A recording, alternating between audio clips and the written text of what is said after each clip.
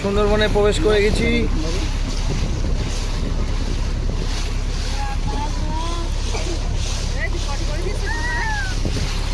আমরা এখন সুন্দরবনের ভিতরে ঢুকে গেছি।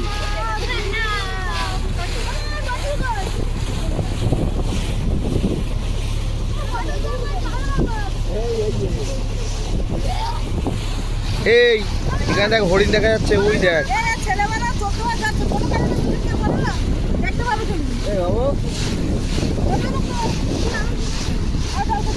এই বাগানের মধ্যে হরিণ ছিল, হরিণ পালিয়ে গেছে।